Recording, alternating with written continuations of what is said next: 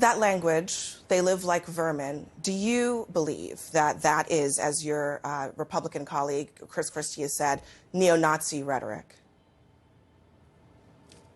This is a classic mainstream media move. Pick some individual phrase of Donald Trump, focus on literally that word without actually interrogating the substance of what's at issue. The word was chosen for a reason. We are in the middle of a cultural war in this country. Well, you know what? It's actually describing a series of behaviors. You have Antifa and other related groups that have been burning down cities for the last 3 years in this country. Would you describe them as vermin? Wildly violating the rule of law. We have an invasion on our southern border. We have millions of people crossing our southern border. Let's talk about the substance of why we have to recognize that we're not in ordinary times. Would you use that language yourself? The vocabulary of the vermin or not is not what's important.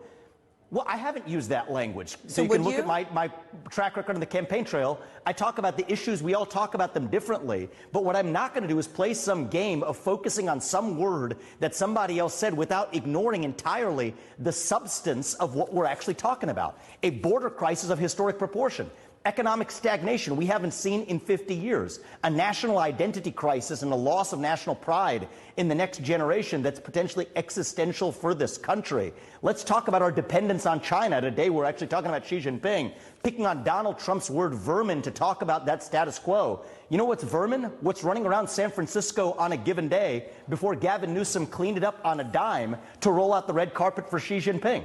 If he could do that for Xi Jinping, he could have done it on an ordinary day, and yet we're here sitting talking not about the substance of that, but on one word that Donald Trump said in some speech in Miami. This is what's wrong with the mainstream media. Focus on the substance and let's have an actual policy debate rather than talking to a presidential candidate instead of the policy substance of what's actually going on in the country, picking on some word that Donald Trump said on a certain day and asking me for comment on it. Give me a break. Thank God for that.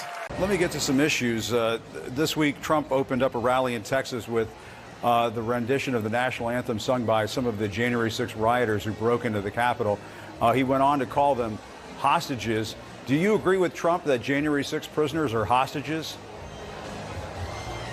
I think many peaceful protesters on January 6th should absolutely not be in prison. We have a dual standard of justice in this country. One standard applied. But Trump is using the word hostages. Do you think that they're hostages? For the prior 2 years. Isn't that irresponsible to call them hostages with what's going on in Israel right now?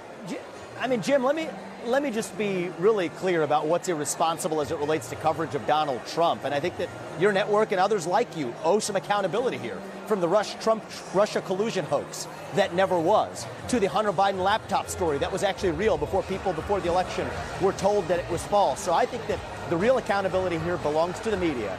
Speak the truth, admit accountability where you were wrong. The question is whether you agree with him calling them hostages. Were denied constitutional rights. Well, I think I agree with the spirit of it. The spirit of it is those people, many of them have been denied their constitutional rights, and many of them who were peaceful. They're going through the justice process. A different standard of the rule of law to them than somebody else. Well, I don't think that many of those prosecutions are just. My view is if you're using one standard of political prosecution for somebody because they have political views different from your own, that's not justice.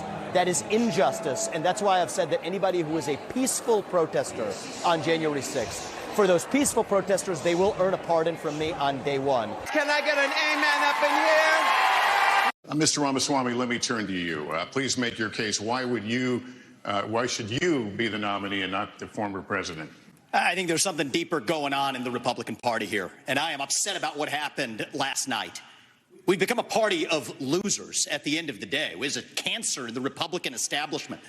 Let's speak the truth. I mean, since Ronna McDaniel took over as chairwoman of the RNC in 2017, we have lost 2018, 2020, 2022, no red wave that never came. We got trounced last night in 2023. And I think that we have to have accountability in our party. For that matter, Ron, if you want to come on stage tonight, you want to look the GOP voters in the eye and tell them you resign, I will yield my time to you. And frankly, look, the people there cheering for losing in the Republican Party.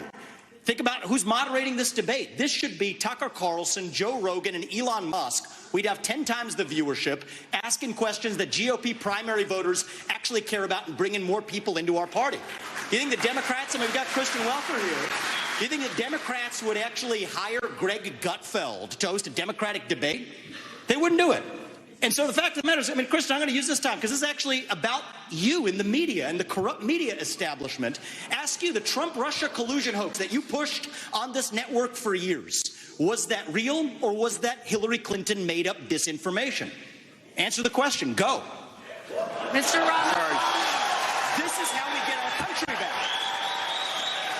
We need accountability because this media rigged the 2016 election. They rigged the 2020 election with the Hunter Biden laptop story. Mr. Ramaswamy, and they're going to rig this election. Your time is up. Accountability. Let me turn to That's Governor Christie. Why you